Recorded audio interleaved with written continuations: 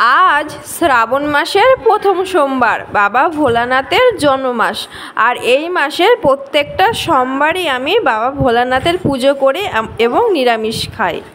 এছাড়া শুনেছি যে এই মাসে সবুজ চুড়ি বা তার প্রিয়জনরা যদি সবুজ কালারের কোনো কিছু গিফট করে তাহলে তাদের মধ্যে সম্পর্ক খুব সুন্দর হয়, এতটুকু আমার জানা। আর এদিকে কয়েকদিন আগেই বরবাবু কিন্তু আমাকেও সবুজ চুড়ি এনে দিয়েছে, তো সেই চুড়ি পরে সমস্ত কিছু রেডি করে চললাম পুজো দিতে। আর আমার যেদিন থেকে ভালো মতো জ্ঞান বুদ্ধি হয়েছে সেদিন থেকে কিন্তু আমি বাবা ভোলানাথের পুজো করি।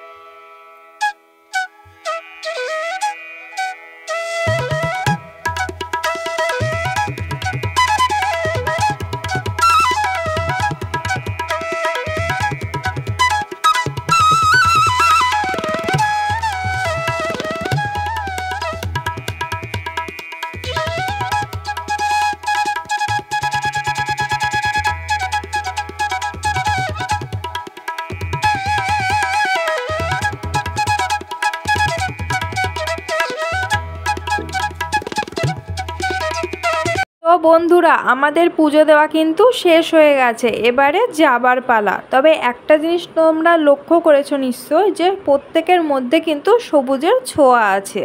আর পুজোর নিয়ম বা পদ্ধতি বলো না কেন, সবার কিন্তু এক নয়, কেননা আমাদের ক্যাম্পে অনেক স্টেটের ফ্যামিলি আছে।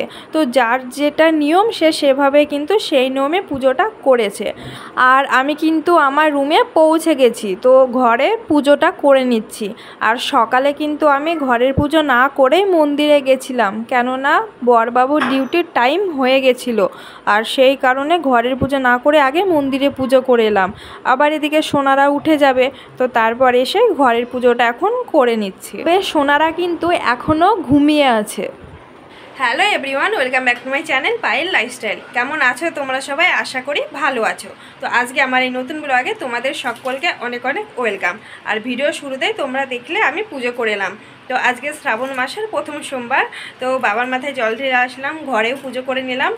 আর এই যে সবুজ আর লাল দিয়ে চুড়ি পরেছি, তো চুড়িটা প্রায় 5 দিন আগে এনে দিয়েছে বাবু, তো পরেছিলাম না, তো পুজো করে পরলাম। আর অনেকটা সকালে উঠেছি আজকে, কিন্তু 6টার সময়, তো সমস্ত কাজ হয়ে গেছে।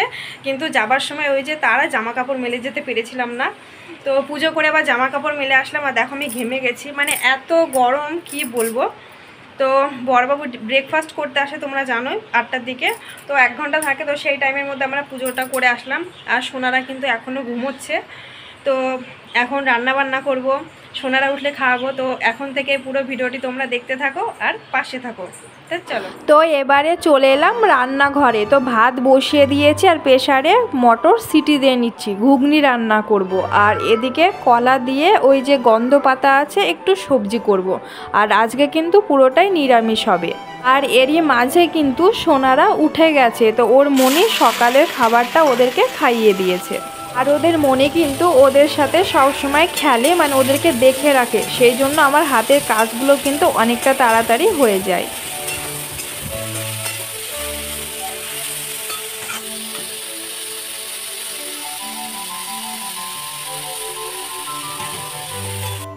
তো বন্ধুরা, আমার কিন্তু কলার সবজিটা প্রায় হয়ে এসেছে। আর এরই মধ্যে দেখো আমার ঘুগনি রান্না করার জন্য মটরটাও সিটি দেওয়া হয়ে গেছে। আর এর মধ্যে খালি মটর নেই, এর মধ্যে কাবলি চানা আছে, 2-1টা রাজমা বেঁচেছিল সেগুলো দিয়েছি, আর একটা আলু দিয়েছি।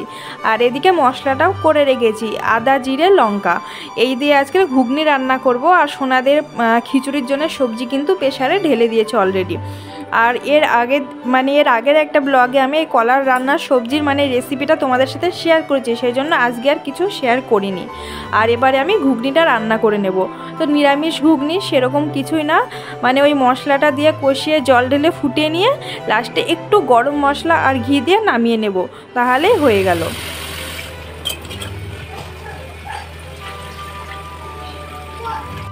আর এদিকে আমি সোনাদের খিচুড়িটা বসিয়ে দিচ্ছি। তবে সোনারা কিন্তু আজকে নিরামিষ খাচ্ছে না, মানে ওদের খিচুড়িতে আমি মসুর ডালটা দিচ্ছি। আর ওই যে সবজি তো দেখেইছো, মিষ্টি কুমড়ো, আলু, আর তার মধ্যে কয়েকটা সোয়াবিন, আর এর মধ্যে সামান্য একটু হলুদ আর লবণ, আর আজকে ঘি দেবো। অন্যদিন হয়তো তেল দিই, কোনো দিন বাটার দিই, মানে আমি ডেলি একরকম দিই না, কারণ ওদেরও তো মানে মুখের একটা ধরো স্বাদ আছে। ও যতই বাচ্চা হোক, ওরাও এক খাবার কিন্তু প্রতিদিন খেতে পছন্দ করে না, সেই জন্য একটু একটু করে চেঞ্জ করে দিই আমি। আর এদিকে কিন্তু আমার ঘুগনির মশলাটাও কষিয়ে নেওয়া হয়ে গেছে, আমি মটরগুলো দিয়ে কষিয়ে নিচ্ছি আরেকটু। ও বন্ধুরা, ভিডিওটির এই পর্যায়ে এসে তোমরা যারা যারা এখনও পর্যন্ত আমার চ্যানেলটিকে সাবস্ক্রাইব করোনি, অবশ্যই সাবস্ক্রাইব করে দিয়ে আমার এই ছোট্ট পরিবারের একজন বন্ধু হয়ে যাও। আর মিষ্টি করে একটা কমেন্ট করো, সেই কমেন্ট ধরে আমি তোমাদের পরিবারে চলে যাব, তবে অবশ্যই নিয়ম মেনে। আর অলরেডি যেসব বন্ধুরা এই কাজটি করে দিয়েছো তাদের অনেক অনেক ধন্যবাদ ও অনেক অনেক ভালোবাসা। বন্ধুরা, রান্না বান্না সব কমপ্লিট হয়ে গেছে, এখন শুধু সোনাদেরকে খাওয়াবো।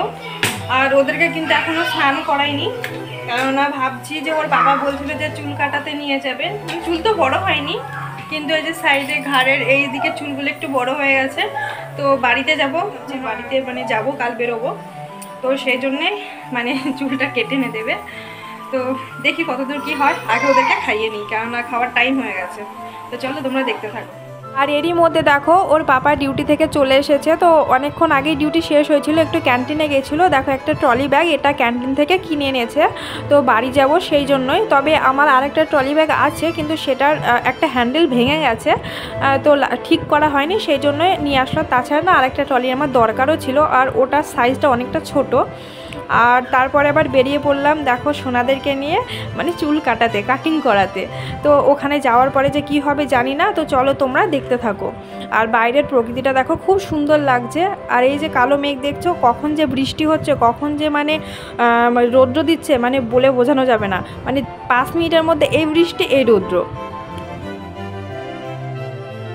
তো দেখো বন্ধুরা, আমরা অলরেডি পৌঁছেও গেছি কাটিং করানোর দোকানে। তো দেখো মাম্মা ঢুকেই চুপটি করে বসে গেছে, তো দেখে মনে হচ্ছে খুবই ভালোভাবে মানে চুলটা কাটতে দেবে, কিন্তু একদমই কাটাতে দেয়নি। মানে ওকে বসিয়ে তারপরে উঠিয়ে আবার সোনুকে কাটানো হয়েছে, তারপরে ও। দুজনে কিন্তু দুষ্টুমি করেছে, তবে মাম্মা বেশি পরিমাণে দুষ্টুমি করেছে। তো মোবাইলে কার্টুন চালিয়ে দিয়েও মানে প্রচণ্ড জ্বালাচ্ছিল।